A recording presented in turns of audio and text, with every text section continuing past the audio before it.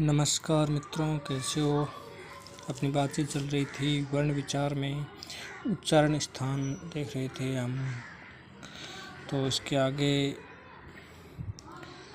कंठ से उच्चारित होने वाली ध्वनियों के बारे में देख लिया था और ताल्लुक के बारे में भी देख लिया। अब नेक्स्ट देखिएगा ट वर्ग में। नेक्स्ट कौन सा है? ट वर्ग। ट वर्ग में कौन कौन से आ जाते हैं? ट, ठ, ड, ढ, न, ये आते हैं ना। इसको हम एक सूत्र में पिरोते हैं, ऋटुर षणाम मूर्धा।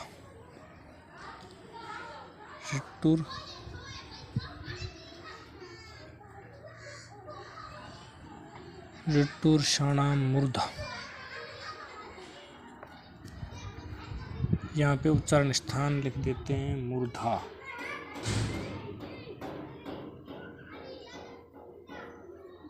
मूर्धा। ऋटुर षणाम मूर्धा। इससे हम इसको अब विश्लेषण करके देखते हैं कि ये कैसे हुआ। तो सबसे पहले क्या है? री। तो इसको हम लिख देंगे यहाँ पे री। अब ये है टू। यहाँ पे टू है ना, इस टू का मतलब ट वर्ग आ गया। ट वर्ग में आप ध्यान रखेंगे ट, ठ, ड, ढ और ण। इसके अलावा अगर आपने देखा हो तो एक ये वर्ण होता ना, ये अड़ के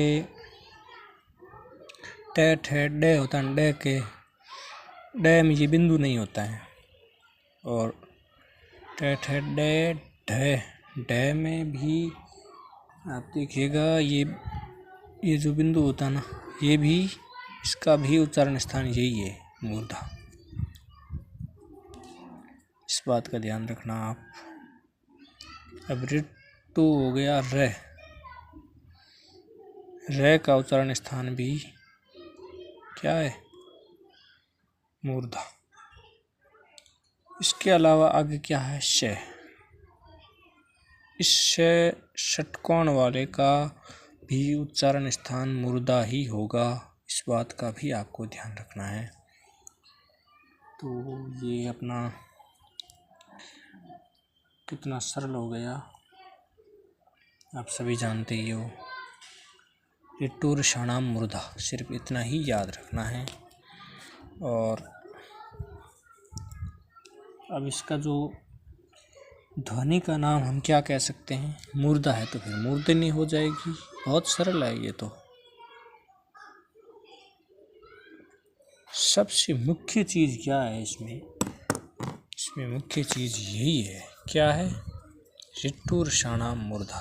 ये याद हो गया तो आप समझ लो कि मूर्धा से उच्चारित होने वाली जो ये ध्वनि है वो अपने को अच्छी तरह से याद हो गई। ठीक है मित्रों, आगे बढ़ते हैं। त वर्ग।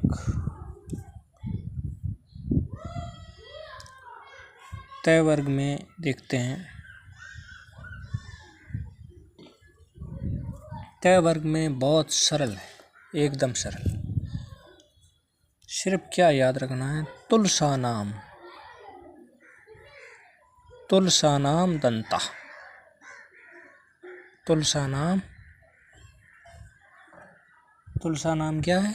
दंता। तो हम यहाँ पे लिख देंगे, दंत मतलब क्या होता है? दांत। यहाँ पे लिख देते हैं दंत्य।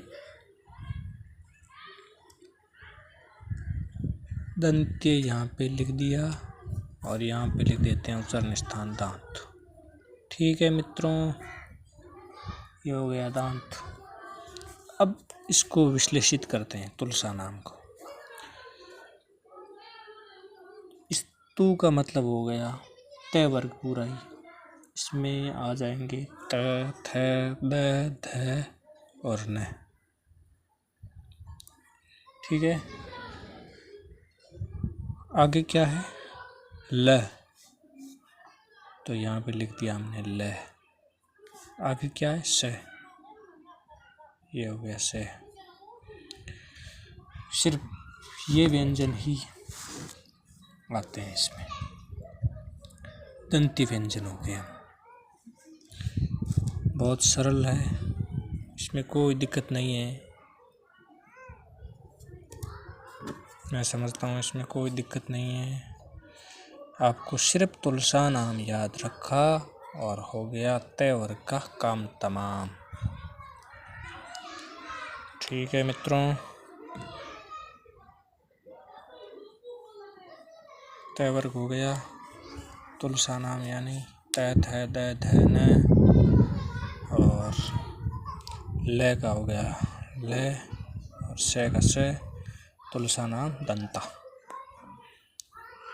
अगला देखते हैं पे वर्ग। पे वर्ग में आ जाएंगे प, फ, ब, भ, म और उ, दोनों ही उ आ जाएंगे। इसके लिए संस्कृत में तो उसको याद रखने का कुछ इस प्रकार से है, उपस्थानाम ओष्ठ है, ऐसा कुछ है। तो हम सिर्फ इतना याद कर ले, जो अनावश्यक वर्ड है उसको छोड़ते हुए सिर्फ यही, उप्पू, उप्पू क्या, ओष्ठ, उप्पू ओष्ठ, आराम से याद हो जाएगा, कोई दिक्कत नहीं है। ठीक है, इसमें देखो ये लिखा हुआ है ना उप्पू, इसका मतलब ऊ का हो गया, दोनों ही ऊ वर्ग हो गए, तो दोनों ही ऊ हो गए। ऊ का मतलब पे वर्ग हो गया, पे, फे, बे, फे, में। ठीक है, इसके अलावा आपको क्या देखना है, इसमें आगे कुछ है ही नहीं। आगे ओष्ठ आ गया तो हम यहाँ पे लिख देंगे ओष्ठ, यहाँ पे लिख देंगे।